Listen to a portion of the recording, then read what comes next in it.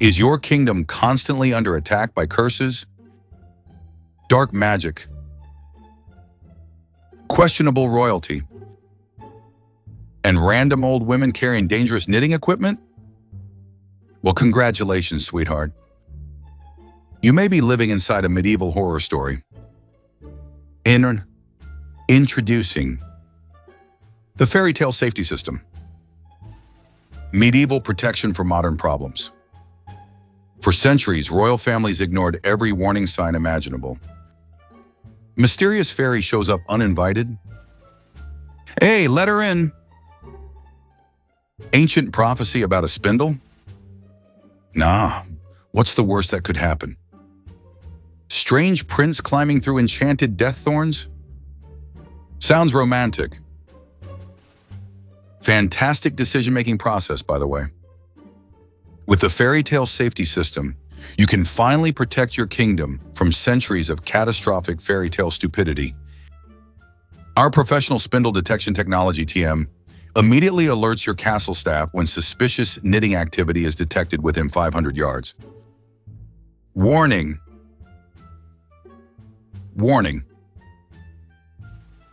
Potential cursed grandmother approaching. Our patented Constant Castle security package helps prevent emotionally devastating plot developments before they happen. No prince enters the tower without proper authorization, because apparently nobody in medieval Europe believed in locking a damn door. And for families concerned about magical retaliation, our fairy invitation verification system carefully screens all supernatural guests before birthday parties. If your glowing magical ass ain't on the scroll, you ain't getting in. But wait, there's more. Order now and receive the Ogress Family Dinner Prevention Kit absolutely free. Because if somebody at the royal banquet starts whispering, "Eat," you are eating your own. You got bigger problems than table manners. Each kit includes holy candles, Sunar emergency therapy monks, anti-curse garlic, Huanai one emotional support goat, and a complimentary copy of So Your Fairy Tale is Actually a Horror Story, a best-selling medieval survival guide. And remember, true love does not usually arrive unannounced on horseback at 3 in the morning. That's called trespassing. Stop the curses. Protect the kingdom. And maybe, just maybe, put some damn security around the unconscious princess. Fairy tale safety systems. Because somebody in these stories should have called the cops. Disclaimer.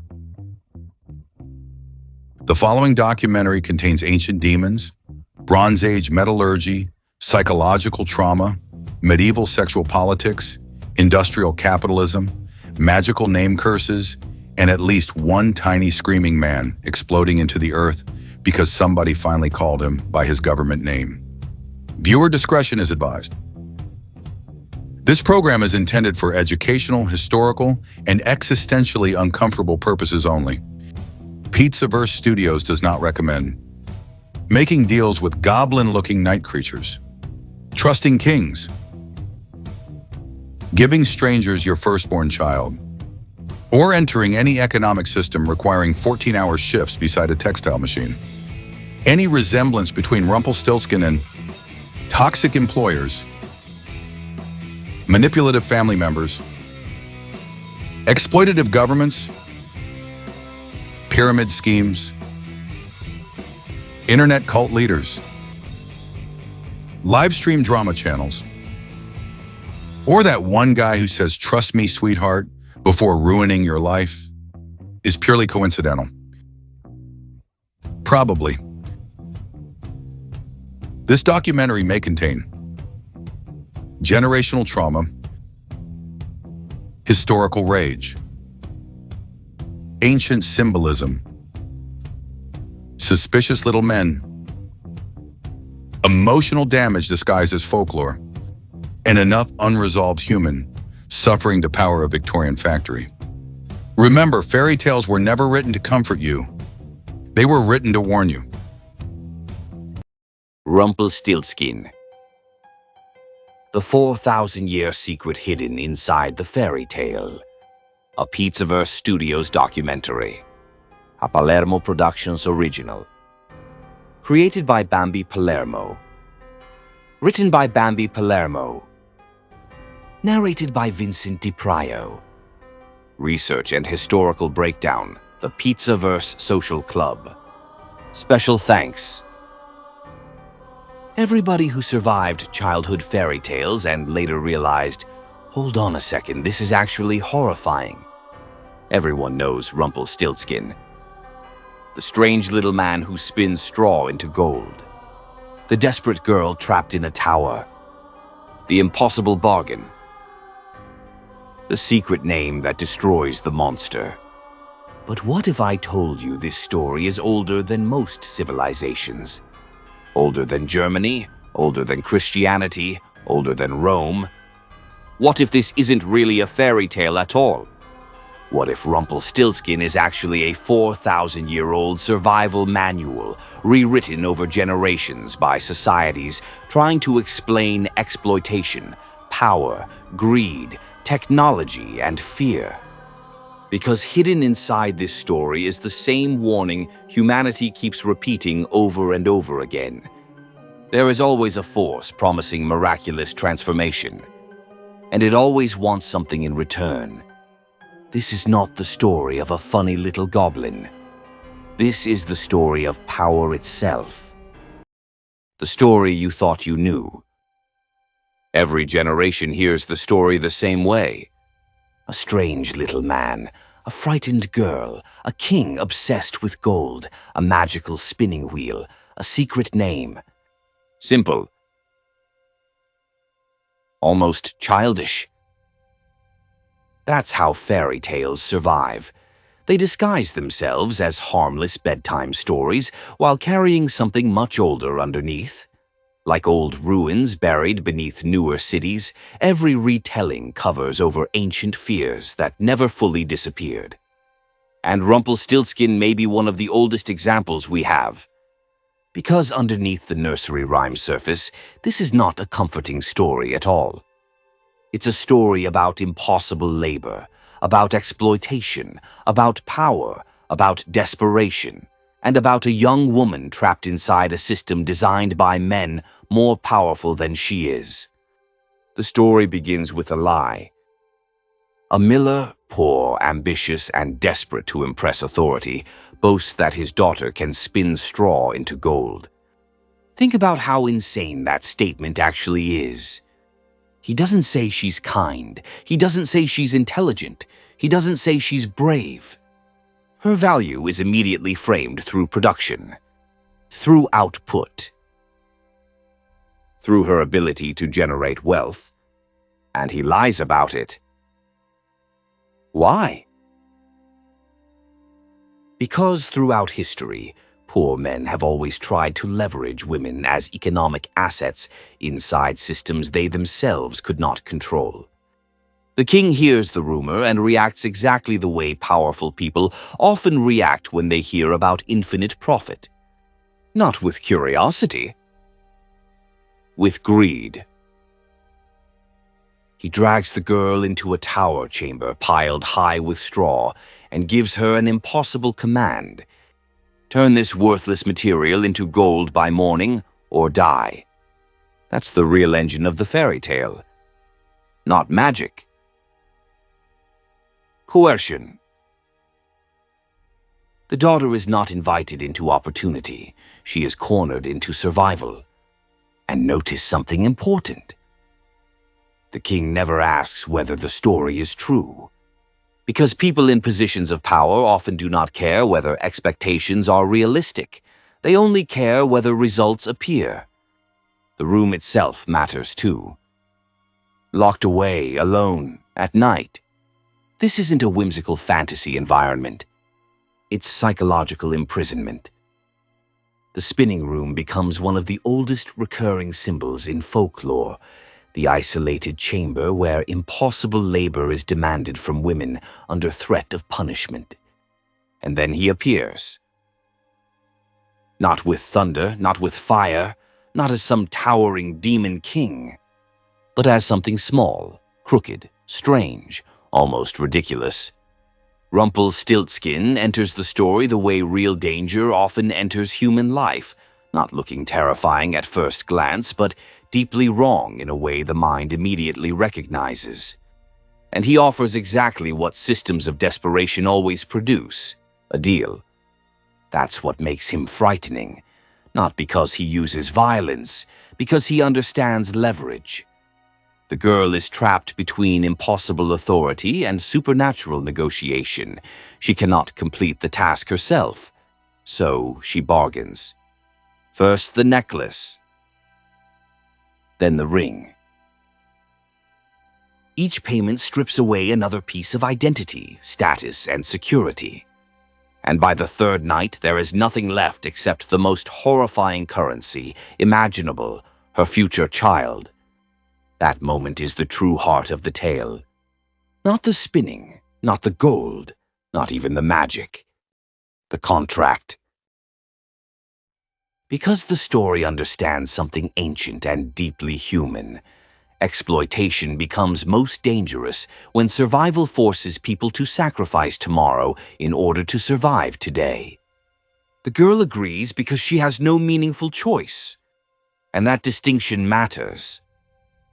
For centuries, storytellers softened this moment into fantasy, but older audiences would have immediately understood the terror involved here. In the ancient world, children were survival itself, your labor force, your lineage, your security in old age, your continuation after death. To surrender your child was to surrender your future. But the king gets his gold, of course he does. And like many systems built on exploitation, success immediately erases the suffering that produced it. The girl becomes queen. The tower disappears. The kingdom prospers. On the surface, it almost looks like a happy ending, until the child is born. And suddenly the forgotten bargain returns to collect its debt. That may be the most realistic detail in the entire story. Because societies have always buried the human cost of prosperity until the bill eventually arrives. Rumplestiltskin comes back not screaming, not raging, not destroying the kingdom. He simply asks for what he was promised. The contract matters to him because contracts are the entire foundation of his power.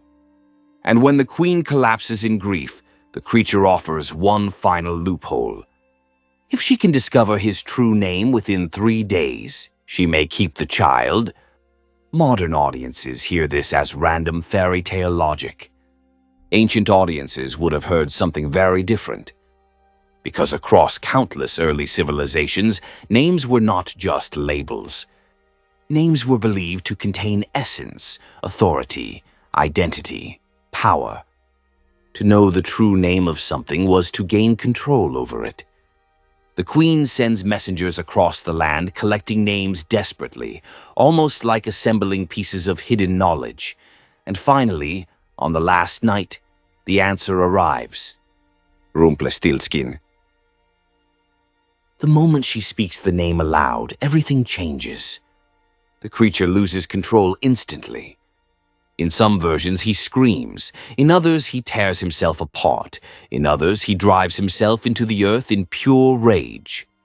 But every version shares the same core truth. Once named, his power collapses.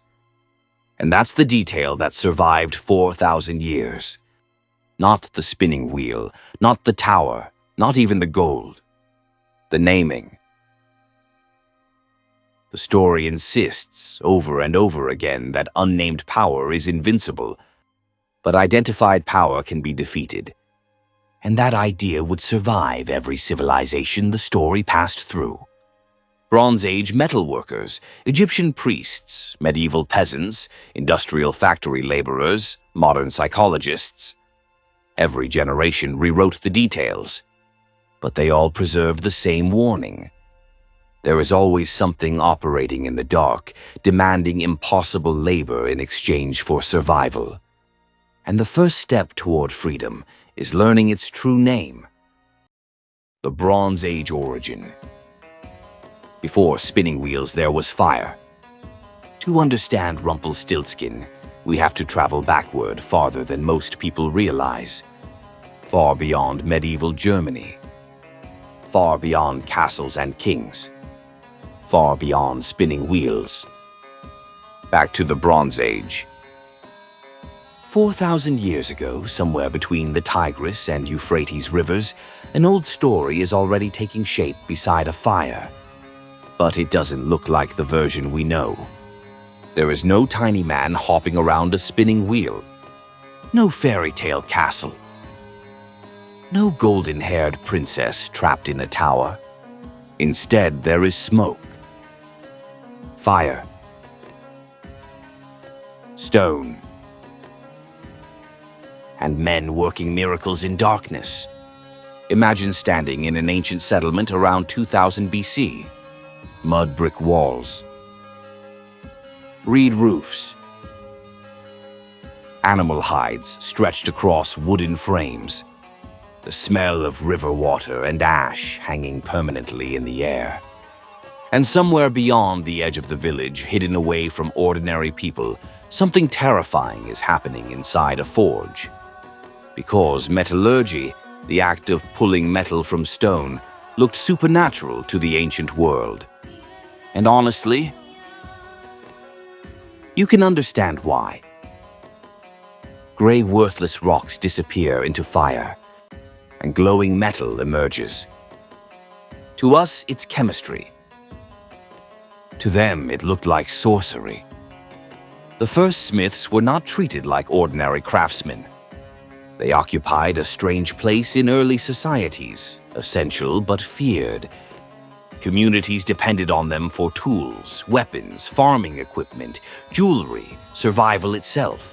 But at the same time, people distrusted them deeply because nobody fully understood how they performed their transformations. These men knew secret things. Which ores mattered, which stones concealed hidden wealth, how hot the fires needed to burn, how air changed flame, how earth became treasure. Knowledge itself became frightening. And this is where the earliest skeleton of Rumplestiltskin likely begins to emerge. Not as a goblin. Not as an imp. But as the memory of dangerous craftsmen who could transform worthless material into unimaginable value. Because straw into gold makes a lot more sense once you realize ancient audiences already lived in a world where impossible transformation existed. The forge was the original spinning room. Locked away, hidden at night, illuminated by unnatural fire. And the smith himself becomes our first Rumplestiltskin figure. A mysterious outsider with secret knowledge capable of miraculous production. But ancient societies rarely viewed specialized knowledge as neutral. Knowledge always carried spiritual suspicion. Across the ancient world, smiths became associated with liminal spaces, thresholds between civilization and something darker underneath it. In Anatolia and Mesopotamia, metal workers often lived outside ordinary settlements because their fires were dangerous and their craft carried ritual significance. People whispered about what happened in those workshops. How could ordinary men command fire itself? How could stone become metal? How could earth suddenly become wealth? The answer many communities arrived at was simple. Maybe these men weren't entirely human anymore. You see echoes of this fear everywhere in later mythology. The Greek god Hephaestus, divine blacksmith of Olympus, is physically deformed and isolated from other gods. Norse mythology gives us dwarven smiths living underground, creating magical weapons while demanding terrible prices for their labor. Wayland the smith, One of the clearest descendants of this ancient archetype is imprisoned by a king who fears his abilities and wants control over his knowledge. That detail matters. Because rulers have always feared people who possess transformative knowledge outside centralized authority, technology threatens power structures. It always has. And suddenly Rumpelstiltskin starts looking very different. Not a random magical creature. It always has. And suddenly Rumpelstiltskin starts looking very different. Not a random magical creature. A cultural memory. A fossilized echo of humanity's first encounter with specialized technological power. The impossible task itself begins to make more sense too. Ancient stories often exaggerate real human anxieties into symbolic form. Turning straw into gold may sound absurd to modern ears, but to Bronze Age listeners already witnessing miraculous material transformation through metallurgy, it reflected a very real terror. What happens when some people gain access to powers ordinary communities cannot understand? The daughter in this early layer of the story represents something larger than an individual woman. She becomes the community itself. Desperate, dependent, forced into bargains with powers beyond its understanding. And the price demanded in return? The future. The child. Because every major technological leap in human history creates the same fear. Will this knowledge liberate the next generation or enslave it? That anxiety is already present here at the beginning of civilization. Even the secret name element may have roots in ancient metallurgy. Early craftsmen guarded technical knowledge obsessively. Recipes for alloy mixtures, furnace temperatures, ore locations. These were valuable secrets passed carefully between generations. To know the true name of a process was to control it. Knowledge itself functioned almost like magic. And in many ways it was. This is why the Bronze Age layer matters so much. It establishes the foundation every later civilization would build upon. A miraculous transformation, a mysterious figure operating in shadows, a desperate bargain, a terrible price, and hidden knowledge that grants power over forces otherwise impossible to control. That structure survives because human beings keep encountering the same problem over and over again. Something appears capable of changing the world. The people controlling it seem strange, isolated, almost supernatural. And society becomes trapped between awe and fear. The forge becomes the factory. The factory becomes the corporation. The corporation becomes the algorithm. Different centuries. Same anxiety, and buried underneath all of it is the oldest version of Rumpelstiltskin. A story born from humanity staring into fire for the first time and realizing somebody had learned how to make miracles. The secret power of names. To name was to control. As the Rumpelstiltskin story traveled across ancient trade routes, something strange began to happen to it. The Bronze Age blacksmith faded into the background, and in his place emerged something far more frightening. The supernatural. The story leaves the forge behind and enters a world obsessed with invisible powers, sacred words, hidden identities, and cosmic authority. Because in the ancient world, names were not casual things. A name was not just what people called you. A name was what you were. And if somebody discovered your true name, they could control you. Modern audiences tend to hear the "guess my name" portion of Rumpelstiltskin almost like a children's riddle. Cute, silly, arbitrary fairy tale nonsense. Ancient civilizations would have heard it very differently. To them, this was deadly serious. Travel to ancient Egypt. The temples rise massive against the desert sky. Priests move through torchlit halls carrying incense and sacred texts. Every wall is covered in hieroglyphs because writing itself is believed to possess divine force. And inside this civilization exists one of the most important myths ever attached to the power of names: the story of Isis and Ra. Ra, the sun god, rules creation itself.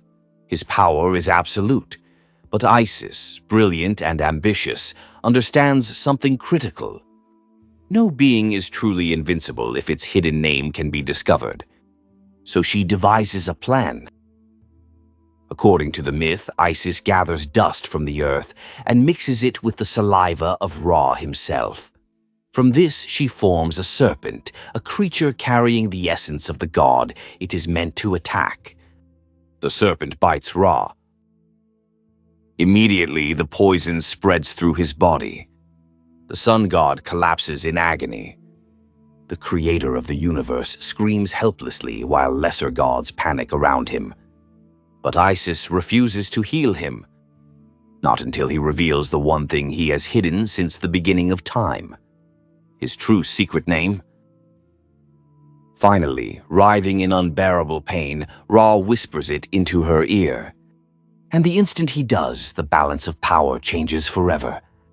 Because once Isis knows the hidden name of the sun god, she gains authority over him. Not symbolic authority. Real authority. That was the ancient mindset. Names were cosmic leashes. To speak the true name of something was to grasp its essence directly. And suddenly the climax of Rumplestiltskin stops looking random. The queen is not solving a puzzle. She is performing an act of magical domination rooted in one of humanity's oldest spiritual beliefs. As the story moved through Babylonian, Hebrew, and Mediterranean cultures, this idea intensified. Ancient Mesopotamian civilizations believed reality itself could be manipulated through sacred language. Priests and magicians memorized enormous collections of names for spirits, demons, illnesses, and gods because naming created authority over chaos. The Babylonians feared entities called utuku, wandering spirits existing between worlds. The Hebrews described shadim, dangerous supernatural beings who operated at the edges of human society. The Greeks would later call similar entities daemons. Not devils exactly. Something older. Ambiguous beings that could help or destroy depending on how they were approached. And across all these cultures, the same rule keeps appearing. If you know the entity's true name, you gain power over it. That belief shaped entire societies. In some Jewish traditions, children were deliberately given misleading names to confuse evil spirits or even the angel of death itself. A healthy child might be nicknamed Alter, meaning old man, to make supernatural forces lose interest. Others received names meaning comfort or poor one as spiritual camouflage. Imagine living in a world where names were treated like protective spells, where identity itself became a battlefield. That's the world Rumplestiltskin enters during this phase of its evolution. And the story changes accordingly. The mysterious helper is no longer just a craftsman with forbidden knowledge. Now he becomes something inhuman. A being from outside ordinary reality. Notice how many later descriptions emphasize his strangeness. His twisted body, his strange voice, his unnatural movements, his nighttime appearances. He enters locked rooms without explanation. He knows impossible things. He operates through contracts and hidden terms. He behaves less like a human being and more like a summoned entity. This reflects the spiritual anxieties of the ancient world. Civilizations surrounded by disease, famine, invasion, and death often imagined invisible forces lurking behind reality itself. Demons became explanations for suffering that felt otherwise impossible to control. and Rumplestiltskin evolves into one of these liminal figures, a creature between worlds who offers miracles for a price. But the most important transformation happens in the Queen herself. In the Bronze Age layer, survival depended on understanding dangerous technology. Now, survival depends on knowledge itself. Language becomes the weapon. The Queen defeats the creature not with strength, violence, or divine intervention. She wins by uncovering hidden truth.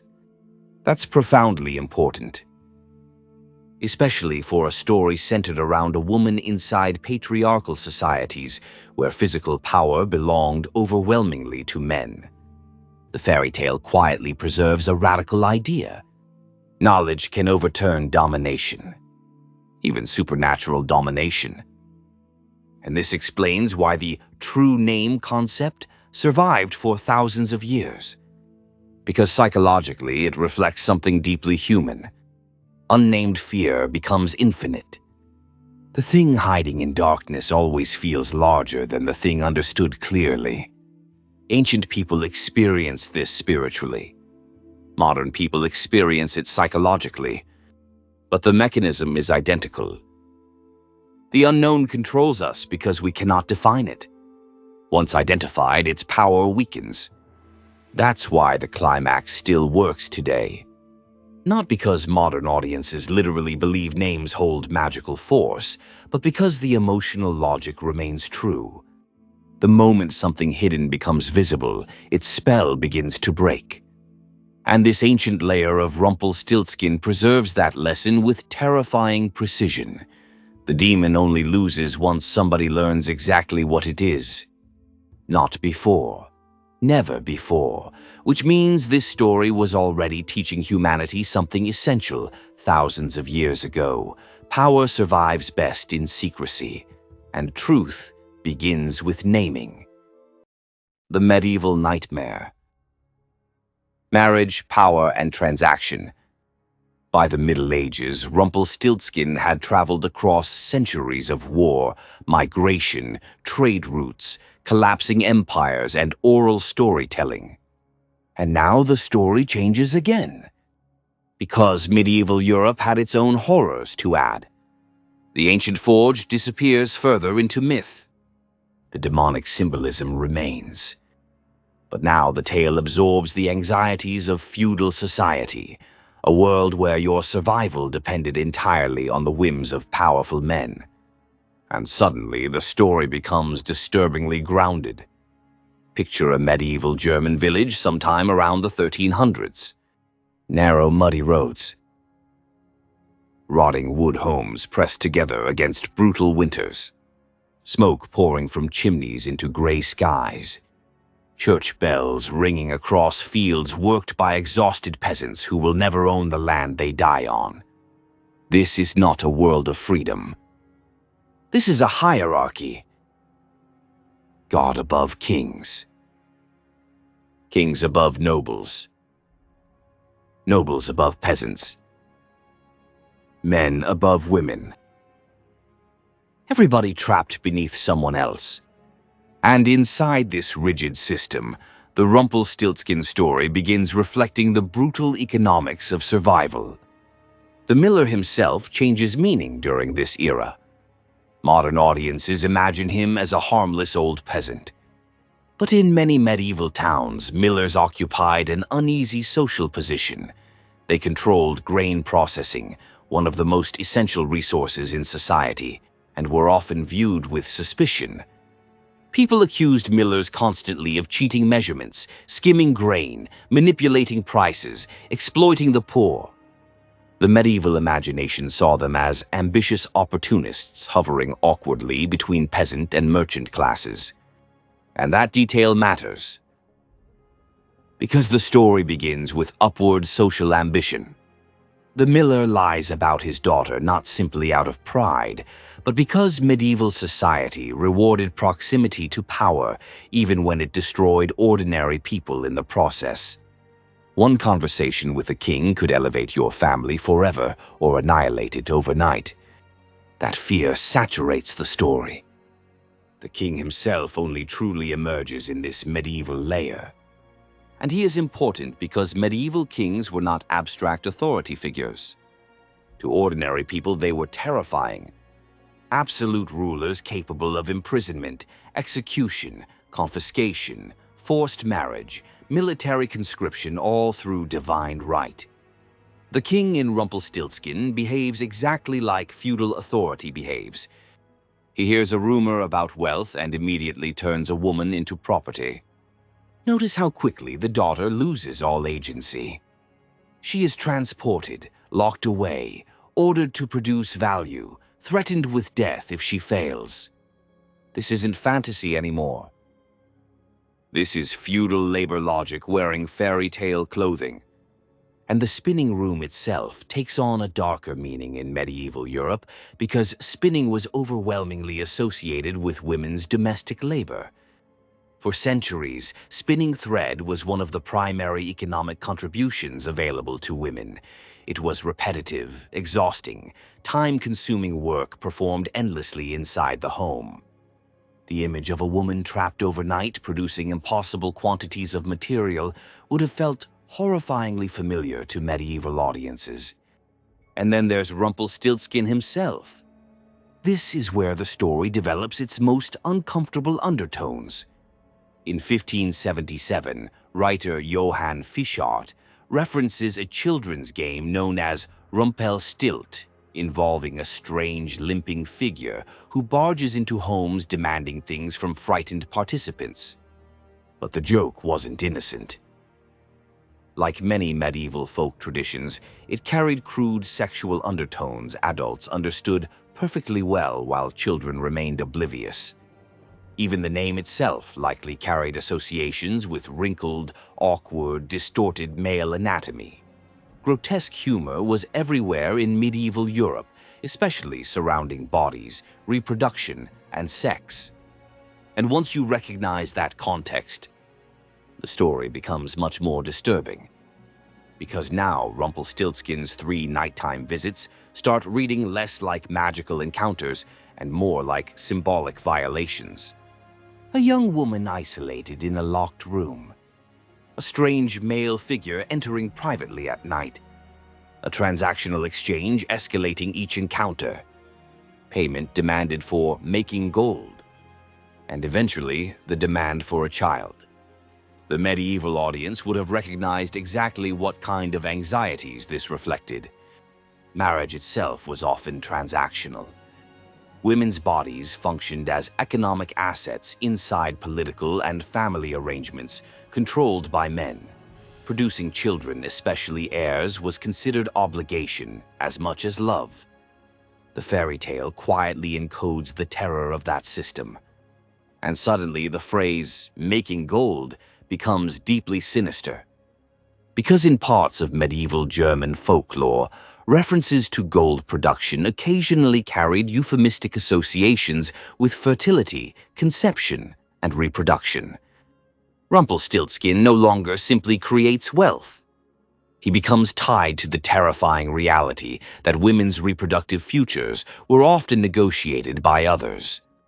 The daughter is traded first by her father, then by the king, then cornered into bargaining with the supernatural itself. Every stage of the story revolves around men negotiating ownership over her future. That's why the child matters so much. The firstborn represents dynastic continuity, inheritance, survival, bloodline legitimacy, the entire structure medieval society obsessed over. And Rumpelstiltskin's demand feels horrifying because he cuts directly into the core of that system. He doesn't ask for money. He asks for lineage. The thing the entire medieval world was built around.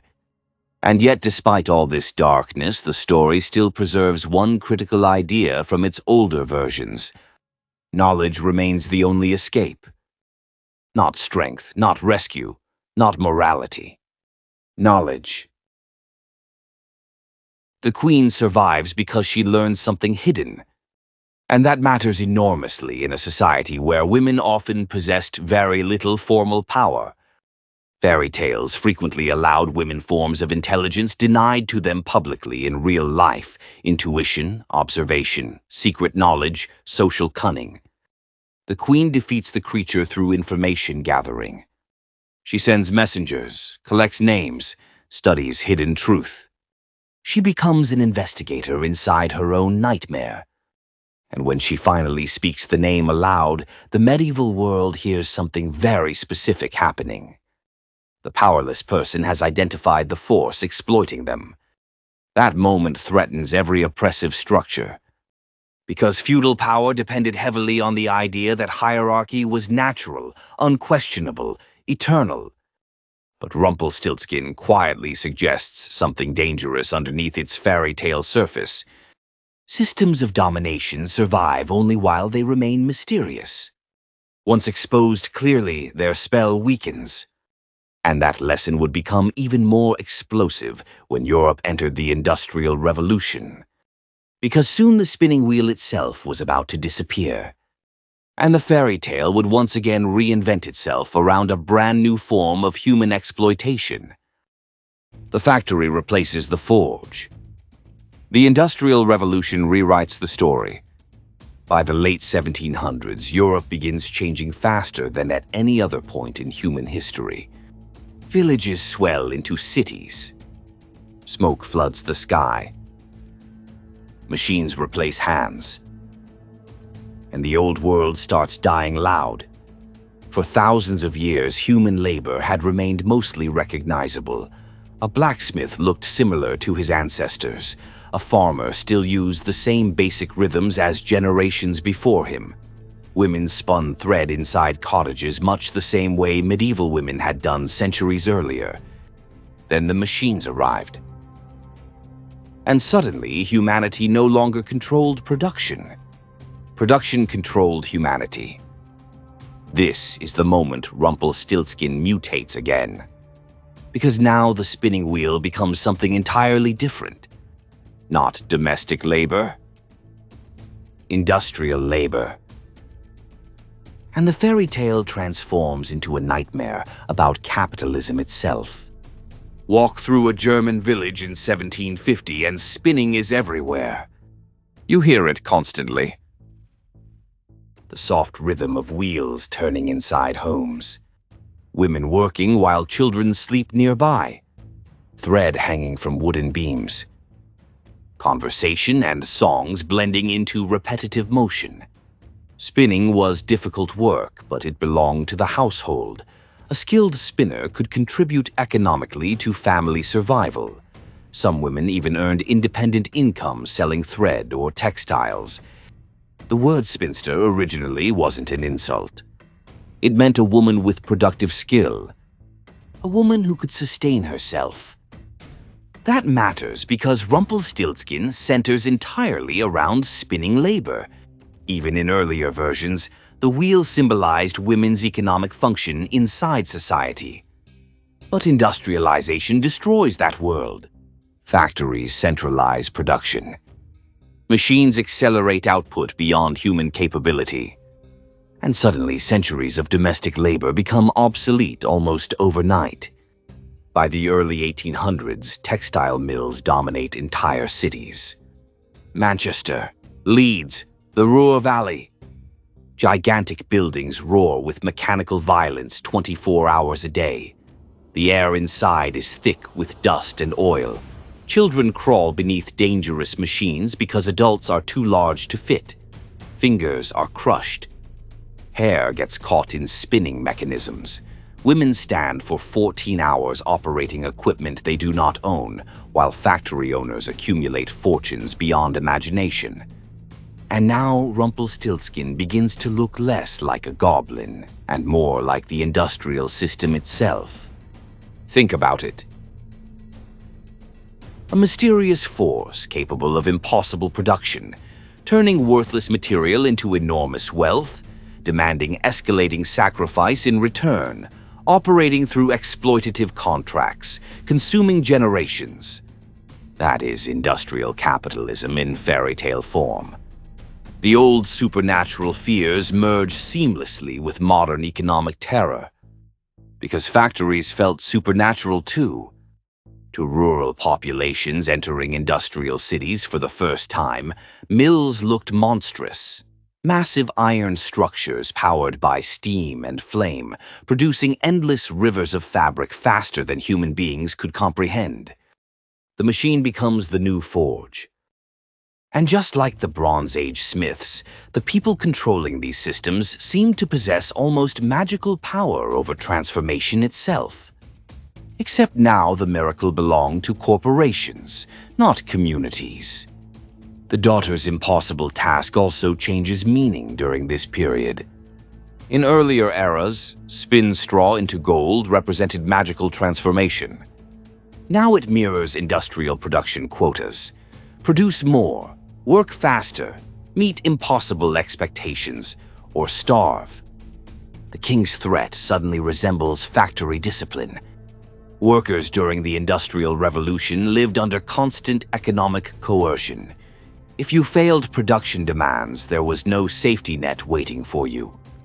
No labor protections, no unions, no health care, no meaningful rights. You either produced or your family suffered. And for women especially, industrialization became deeply destabilizing. The old spinning wheel gave many women at least partial control over their labor within domestic spaces. Factories stripped that away and relocated production into male-owned industrial systems. The machine now controlled the pace, the hours, the value.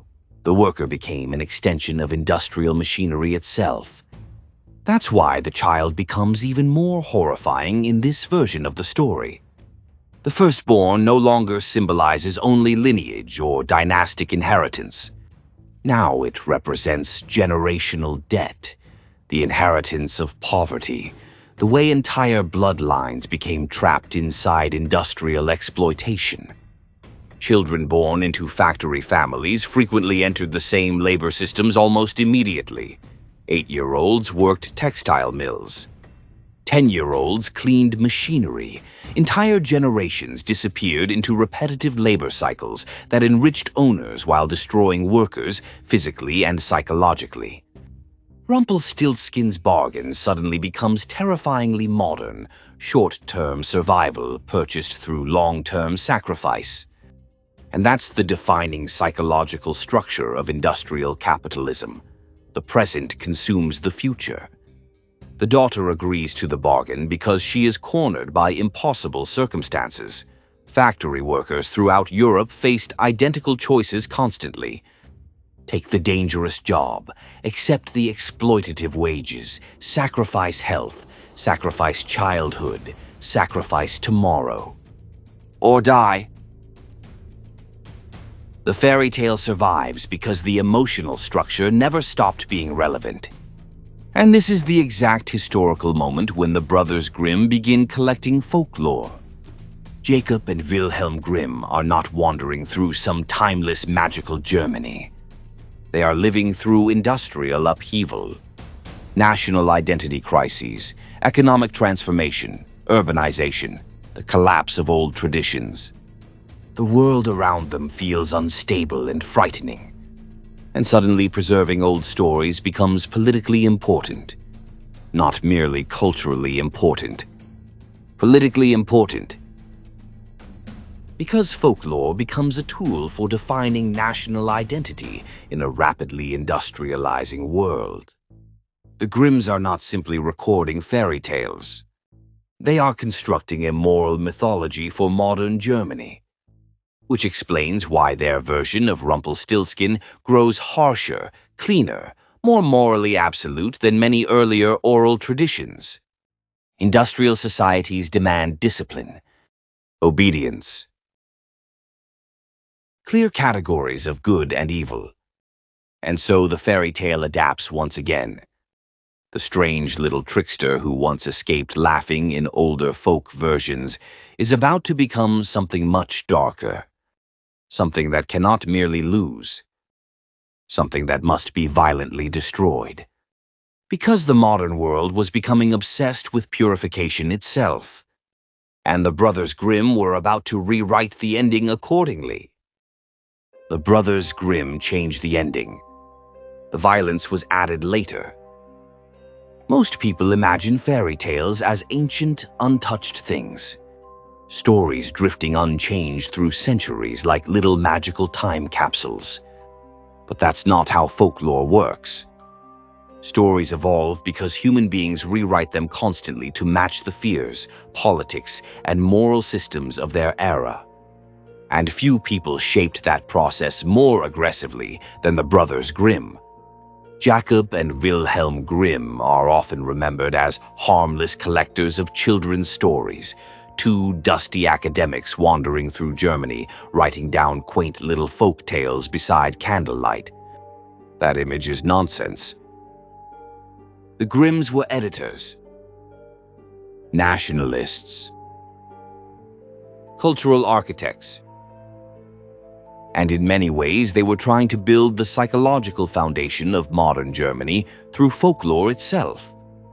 To understand what they did to Rumpelstiltskin, you have to understand the world they lived in. Germany in the early 1800s was not a unified nation yet. It was fragmented into kingdoms, duchies, principalities, and territories constantly shaped by war, especially after the chaos unleashed by Napoleon. National identity became an obsession. What makes Germans German? What traditions belong to the people? What stories define moral order? Folklore suddenly became political infrastructure, and the Grimms believed fairy tales could preserve what industrialization and modernization were erasing. So between 1812 and 1857, they collected, rewrote, sanitized, reshaped, and published stories they claimed represented authentic German folk tradition. But authenticity is complicated, because many of these stories were heavily altered, especially Rumpelstiltskin. In earlier oral versions of the tale, the ending was strange, but not catastrophic. When the queen reveals the creature's name, Rumpelstiltskin simply loses. Sometimes he screams. Sometimes he stomps away. In one version, he literally rides out the window on a cooking spoon or ladle. Rumpelstiltskin dies grotesquely. But the king? The man whose greed caused the entire nightmare. He survives untouched. He keeps the gold, keeps the kingdom, keeps the wife, keeps the child. The system itself remains perfectly intact. That detail exposes something fascinating about the Grimm version. The story pretends to condemn exploitation, but only punishes the outsider figure.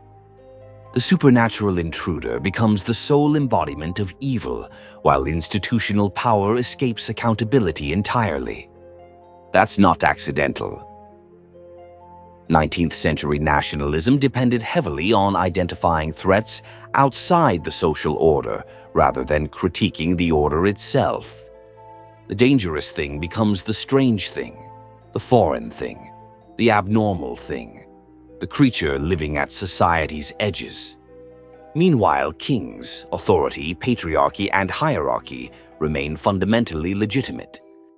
Rumpelstiltskin becomes a scapegoat, carrying anxieties the culture no longer wanted, directed toward existing systems of power. And that makes the ending deeply modern.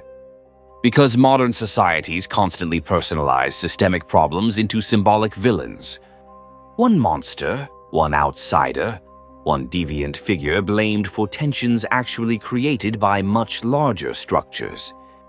The Grimm ending also reflects a growing obsession with purification through destruction. This period of European history increasingly framed morality in absolute terms: good people versus evil people, civilized versus uncivilized, pure versus corrupt. Ambiguity became threatening. And older folklore was full of ambiguity. That's what made it powerful. Earlier versions of Rumpelstiltskin understood something psychologically realistic. Dangerous systems often survive. Power structures continue. The world remains morally messy. But the Grimms reshape the story into a fantasy of total moral cleansing. The evil thing destroys itself once exposed. Problem solved. Except the real world doesn't work that way, and the fairy tale quietly knows it. Because even after Rumpelstiltskin dies, the original conditions that created him still exist.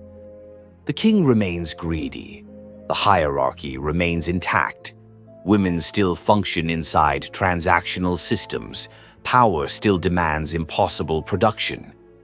The monster disappears, but the machine survives. That tension is part of why the story endured into the modern era. Because audiences instinctively understand something unresolved still lingers underneath the ending. The threat was never just the creature itself. The threat was the entire system that made the bargain possible. And in the 20th century, psychologists would finally begin interpreting the story in exactly those terms.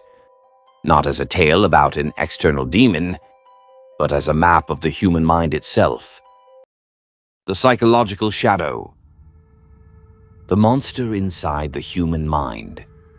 By the 20th century, the modern world no longer believed in goblins hiding beneath bridges or demons lurking inside spinning wheels.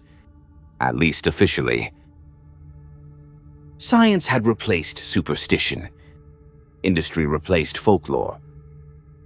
Psychology replaced religion as the dominant language for explaining invisible human suffering.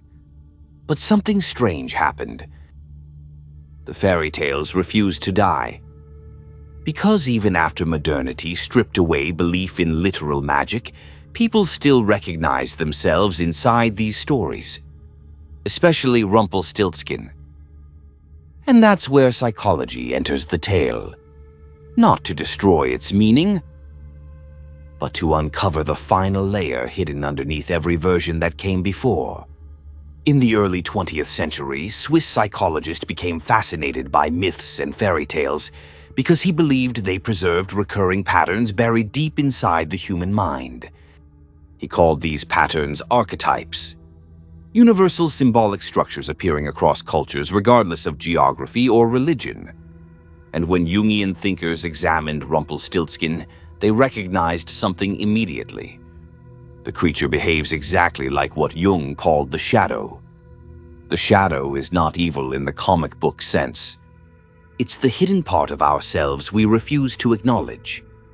The ugly emotions, the forbidden impulses, the humiliating desires, the rage, the greed, the jealousy, the hunger for control. Everything we push into darkness because society tells us it is unacceptable. But repression creates a problem.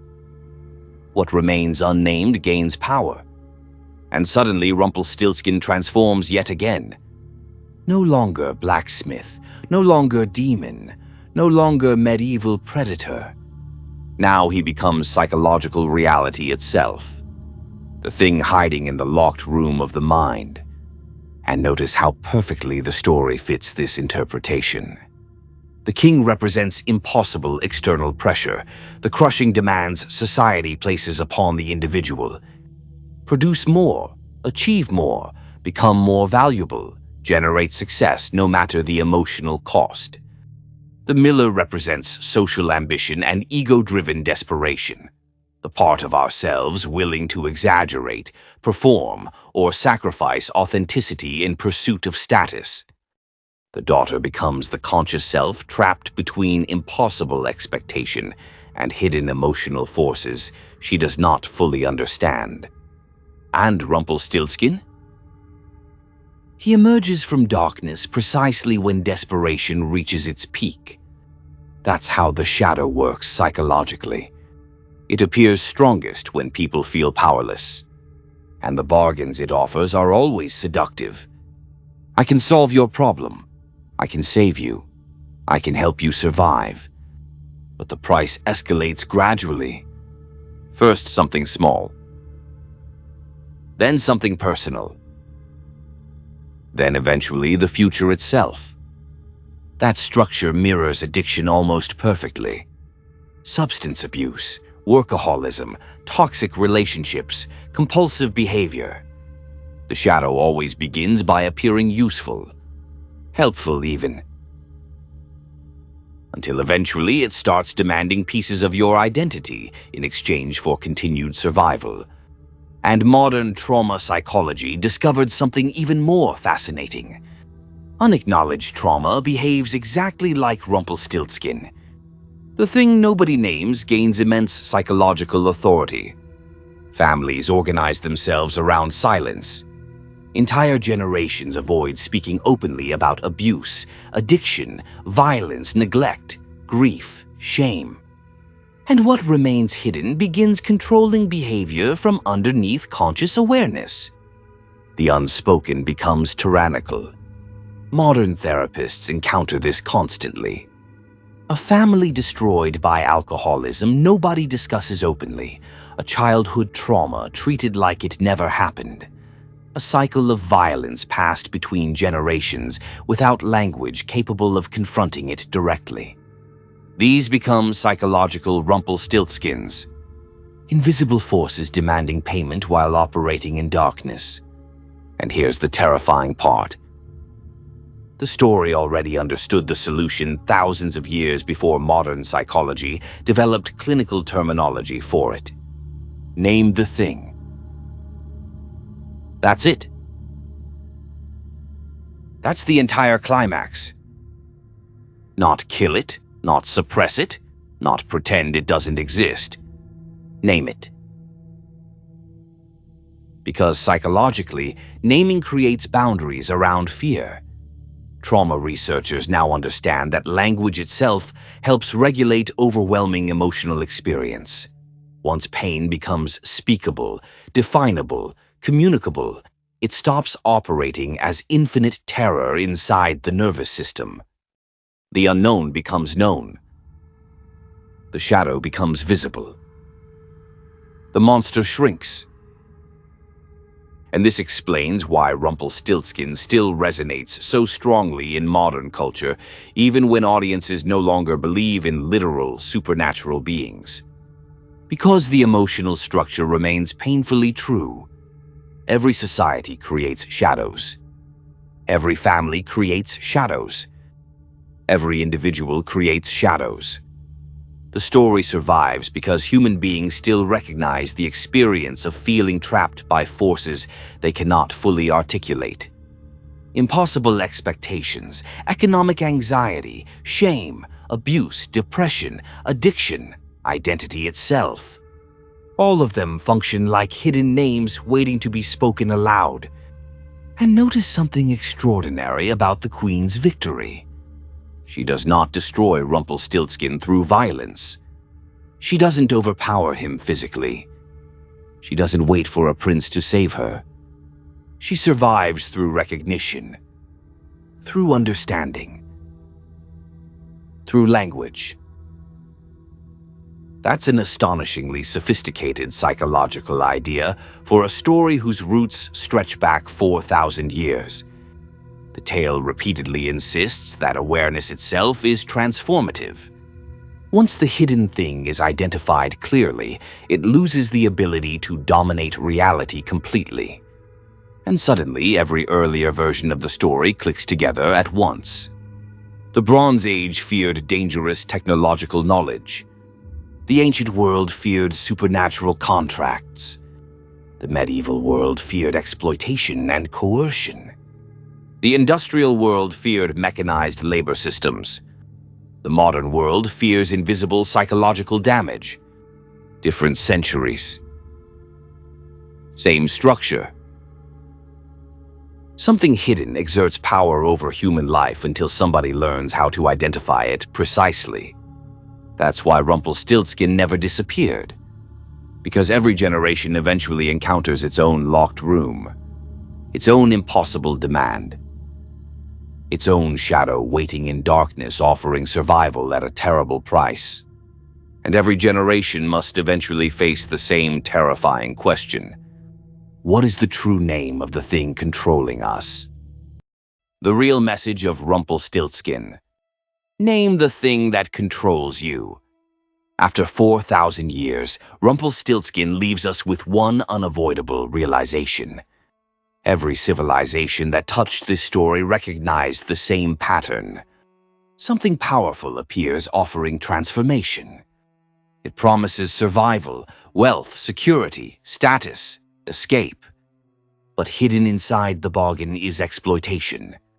And the longer the thing remains unnamed, the stronger it becomes. That is the secret buried underneath every version of the tale. And it's why Rumpelstiltskin never truly became obsolete. Because the story keeps adapting itself to whatever force society fears most.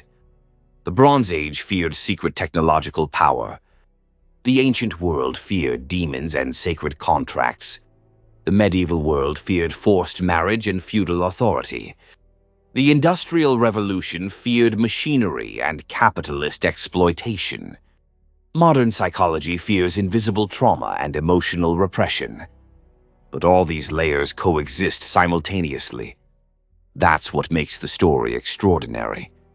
When you hear Rumpelstiltskin today, your mind is unconsciously processing thousands of years of accumulated human anxiety stacked on top of itself like archaeological sediment. And every layer still functions. That's why the story feels strangely heavier than other fairy tales. Because underneath the fantasy, humanity kept using it as a warning system. A coded survival manual updated by every generation. And the central warning never changes. Be careful of systems demanding impossible production in exchange for survival. Look closely at the structure one final time. A vulnerable person is trapped inside conditions they did not create. Authority figures demand impossible results. A mysterious force appears promising miraculous transformation. The price escalates gradually. And eventually the future itself becomes collateral. That structure exists everywhere in human history. Feudal labor, industrial factories, debt systems, exploitative relationships, authoritarian governments, psychological abuse, even modern digital culture, especially modern digital culture. Because now entire economies run on impossible productivity expectations, endless content creation, constant performance, infinite availability. People turning themselves into products while algorithms consume their identities piece by piece. The spinning room never disappeared. It just got Wi-Fi. And that's why the story still lands emotionally. Because people instinctively recognize the feeling of being trapped inside systems demanding more than human beings can sustainably give. More labor, more beauty, more success, more emotional performance, more productivity, more sacrifice. Always more. The king still exists. The bargain still exists. Rumpelstiltskin still exists. Only the costumes changed. And yet the story does not end in hopelessness. That's the remarkable part.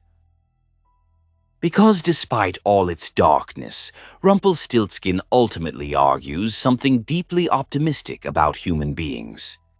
The queen survives. Not because she becomes physically stronger than the system.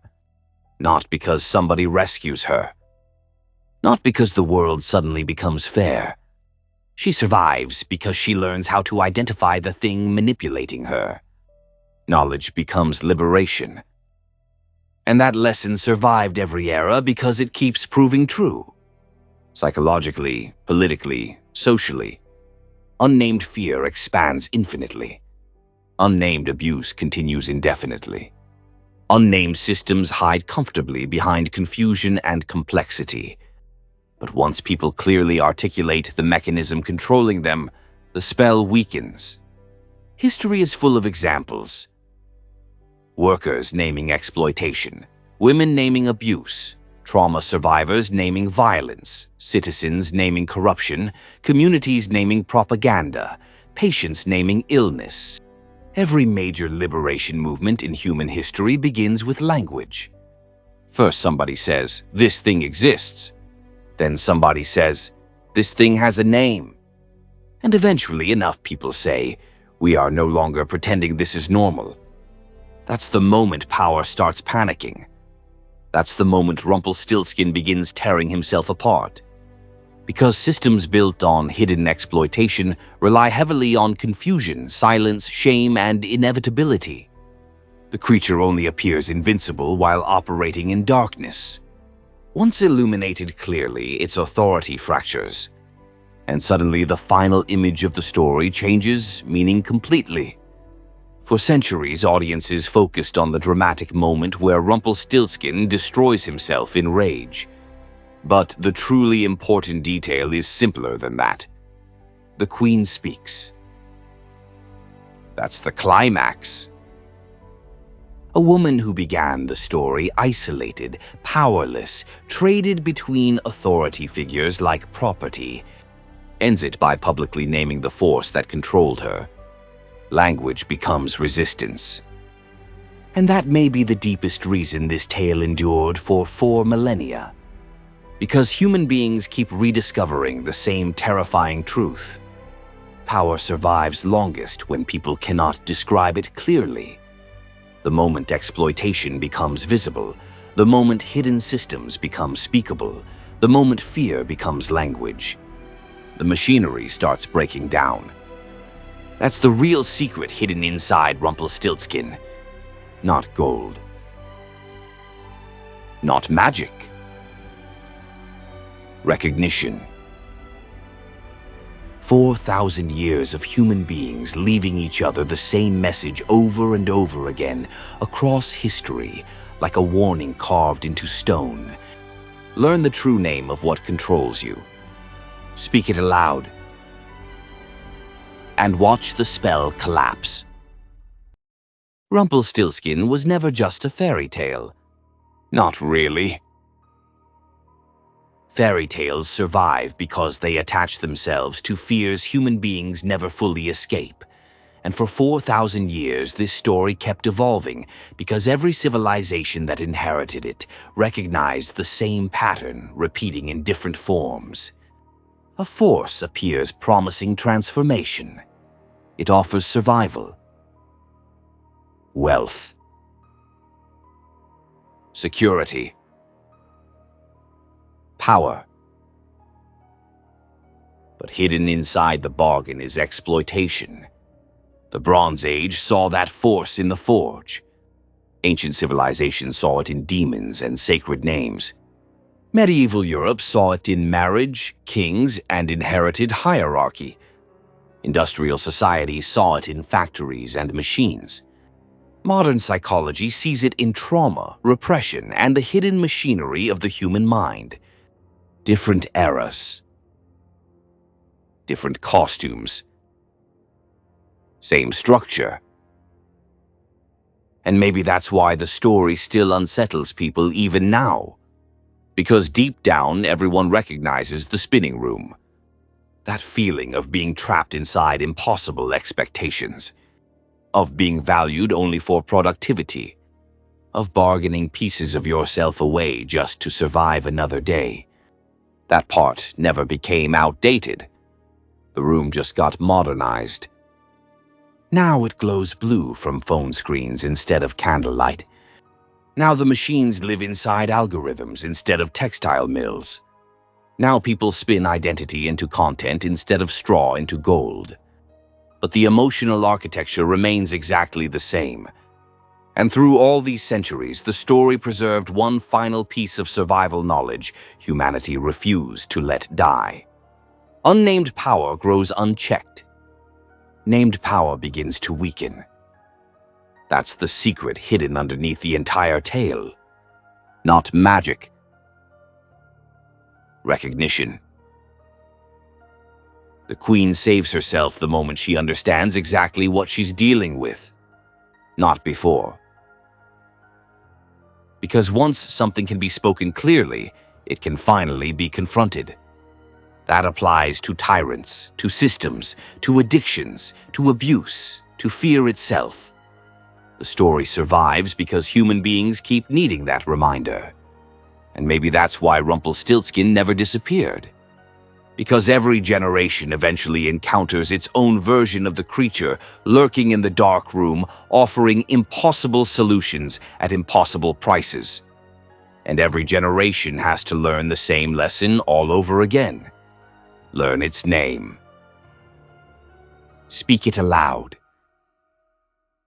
And watch the illusion begin to tear itself apart. If you enjoyed this deep dive into folklore, history, psychology, and humanity's 4,000-year tradition of turning collective trauma into bedtime stories, welcome to the Pizzaverse. Like, subscribe, hit the bell, grab an espresso, and prepare yourself because this rabbit hole only gets darker from here. More hidden history, more ancient symbolism, more documentaries uncovering the terrifying things humanity buried inside stories we pretend are for children. Only on Pizzaverse Studios, where we don't rewrite history. We excavate it.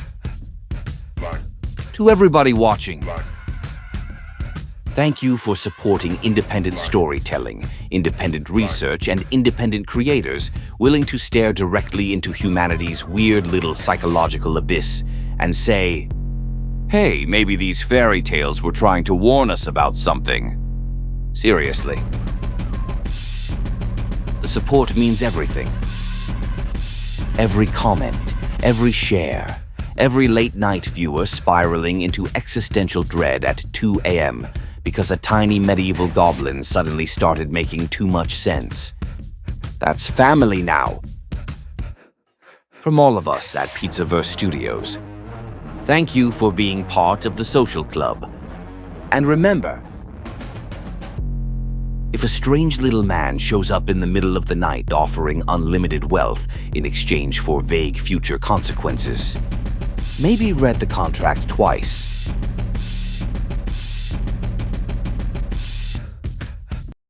Rumpelstiltskin's Gold Spinning Starter Kit. Turning worthless garbage into wealth since the Bronze Age. Are you trapped in a collapsing medieval economy? Did some psychotic king lock you in a tower and demand impossible productivity quotas by sunrise? Do you suffer from feudal anxiety? Generational trauma? Economic exploitation? Or a complete inability to meet unrealistic workplace expectations? Well, good news, sweetheart. Introducing the all-new Rumpelstiltskin's Gold Spinning Starter Kit, the only supernatural economic survival package trusted by deranged monarchs, desperate peasants, and emotionally unstable fairy tale characters for over 4,000 years. For just 3 easy payments and 1 morally questionable future consequence, you can experience the miracle of impossible production. Inside every starter kit you'll receive 1 cursed spinning wheel forged in the psychological furnace of collective human suffering, unlimited straw, 1 suspicious little night goblin with deeply concerning energy, ancient forbidden metallurgy secrets, a legally binding supernatural contract, and a free sample vial of medieval sleep deprivation. But wait, there's more. Order now and we'll throw in our exclusive true name identification system. That's right.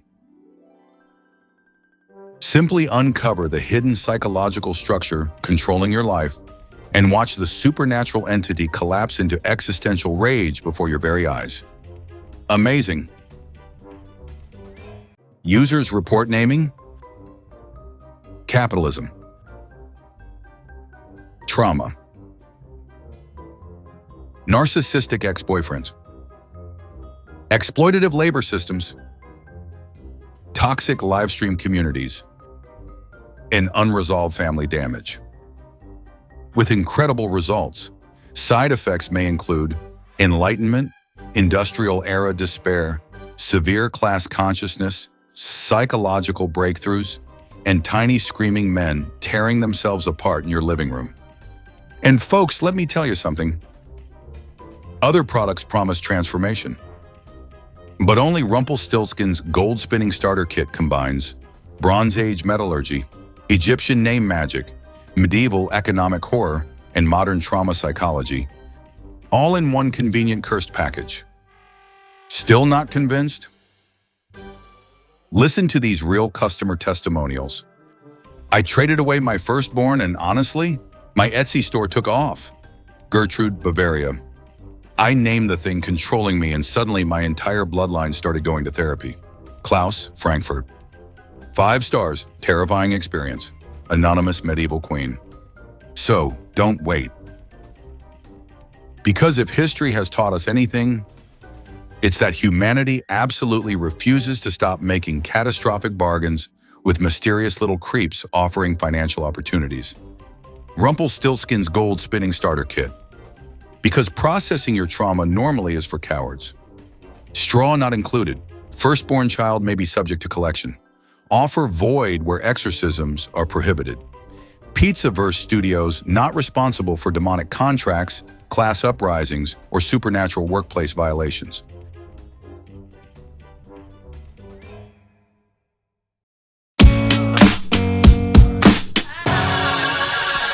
Give me groceries and booze. Give me FaceTime with my friends. Give me intravenous news. Little drips of CNN. Give me meditation apps. Text me pictures of your dog. Just give me life.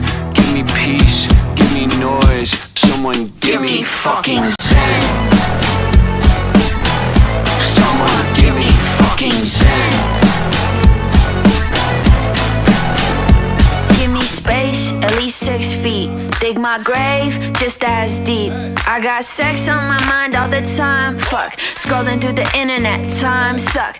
I've been feeling flat like a pancake. I could use a hug or a handshake. I could use some drugs or a band-aid. Cooped up in a hole, I wanna lose all my control. I wanna just go on a rampage. Give me wisdom, give me teeth.